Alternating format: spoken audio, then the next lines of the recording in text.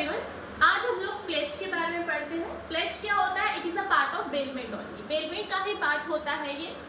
Pledge क्या होता है? बेलमेंट ऑफ गुड्स होता है as a security for payment of debt. What do you mean by security of payment of debt? जब सामने वाला एक प्रतिभूति के तौर पे, सिक्योरिटी के तौर पे सामने वाले के पास कोई सामान रखवाता है कि जब वो पेमेंट करेगा तो वो उस वस्तु को, उस सामान को लेकर चले जाएगा, ये होता है प्लेज। ठीक है। प्लेज केवल मूवेबल प्रॉपर्टी, दैट मींस जंगम संपत्ति, चल संपत्ति पे ही लागू होता है। एग्जांपल लेते हैं, सपोज गहने है ना, गहने सामने वाले को देना और उसके बदले में उससे पैसा ले लेना कि भैया जब हम आपको आपके पैसे लौटा देंगे तब हम गहने लेके चले जाएंगे। दूसरा एग्जांपल है कार। सपोज तुमने कार सामने वाले के पास गिरवी रखा और बोला हम छुड़वा के ले जाएंगे, तो ये क्या कहलाता है? प्लेज, दैट मींस गिरवी। और वही इसके साथ में थोड़ा सा इमूवेबल प्रॉपर्टी का भी बता देती हूँ। वही अगर तुम कोई स्थावर संपत्ति, अचल संपत्ति, दैट मीन्स तुम कोई इमूवेबल प्रॉपर्टी को, जैसे आपके घर के पेपर्स हो गए या आपका घर हो गया, उसको अगर तुम किसी और को उसका कब्जा देते हो सिक्योरिटी के तौर पे, प्रतिभूति के तौर पे, कि जब आपका हम ऋण चुका देंगे, आपका हम डेब्ट चुका देंगे, आपका हम पैसा रिटर्न कर लेंगे तो हम अपनी प्रॉपर्टी को वापस रख लेंगे, ये कहलाता है मॉर्गेज, ये कहलाता है बंधक, जो आप लोग कहाँ पढ़ोगे? ट्रांसफर ऑफ प्रॉपर्टी एक्ट, संपत्ति अंतरण अधिनियम में पढ़ोगे।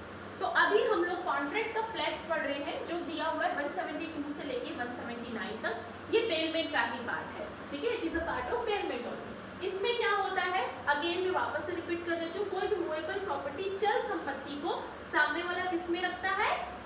सामने वाला किस में रखता है? सामने वाला एज अ सिक्योरिटी देता है डेब्ट के लिए। ठीक है, तो as a security for the payment of डेब्ट। कितने पार्टीज होते हैं इसमें? दो पार्टीज होते हैं, पाउनर एंड पाउनी। पाउनर क्या होता है? वह व्यक्ति जिसकी संपत्ति है, जिसकी प्रॉपर्टी है, जिसकी मूवेबल प्रॉपर्टी है, वो कहलाता है पाउनर। उसके पास ओनरशिप होती है, स्वामित्व होती है। ठीक है, उसके बाद क्या होता है? उसके पास ओनरशिप होता है, उसके पास स्वामित्व होता है।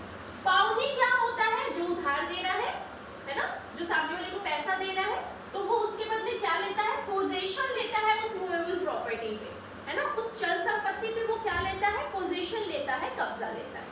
तो ये हो गया पाउनर एंड पाउनी। तो पाउनर कौन होगा? जो गुड्स डिलीवर कर रहा है, जो संपत्ति क्या कर रहा है? परिदत्त कर रहा है। क्यों कर रहा है? For the security of debt, है ना, ऋण की प्रतिभूति के तौर पे कि भाई मैं छुड़ा के ले जाऊँ। और पाउनी कौन होगा? जो ले रहा है डिलीवरी। ठीक है, नेक्स्ट एसेंशियल्स एलिमेंट क्या लगा क्या होंगे इसके, उसकी तरफ थोड़ा देखते हैं। पहला, दो पार्टी होते हैं, पाउनर एंड पाउनी। दूसरा, मूवेबल प्रॉपर्टी, जंगम संपत्ति पे ही ये लागू होता है, only for the movable property ना, ओनली फॉर द चल संपत्ति। Next is delivery of goods. इसमें गुड्स की डिलीवरी की जाती है प्रतिभूति के तौर पे, सिक्योरिटी के तौर पे। ये सारी चीजें मैं बता चुकी हूँ, अभी एक साथ इंटरटेन कर रही हूँ। नेक्स्ट है सिक्योरिटी फॉर पेमेंट, है ना, एज अ पेमेंट के लिए एक सिक्योरिटी रहता है कि भाई ये मेरा पैसा रिटर्न कर ही देगा, है ना, उसके लिए एज अ सिक्योरिटी प्रतिभूति के तौर पे होता है। म्यूचुअल कंसेंट, आपसी सहमति से ये चीज होता है। ठीक है, तो ये हो गया तुम लोग का प्लेज।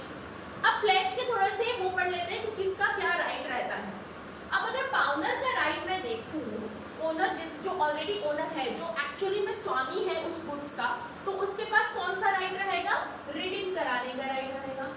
राइट टू रिडीम मतलब अपनी प्रॉपर्टी वापस लेने का अधिकार रहेगा। वो पेमेंट करेगा, जो उसने ऋण लिया है, जो उसने डेब्ट लिया है, वो डेब्ट को वो पेमेंट करके अपना गुड्स, अपना जो मूवेबल प्रॉपर्टी है उसे वापस छुड़वाने का उसका अधिकार रहेगा, है ना। तो ये राइट किसका हो गया? पाउनर का।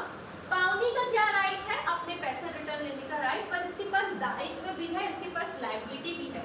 कौन सी लायबिलिटी है इसके पास? इसके पास ये लायबिलिटी है कि वो उस सामान को ऐसे रखे मानो वहाँ गुड्स खुद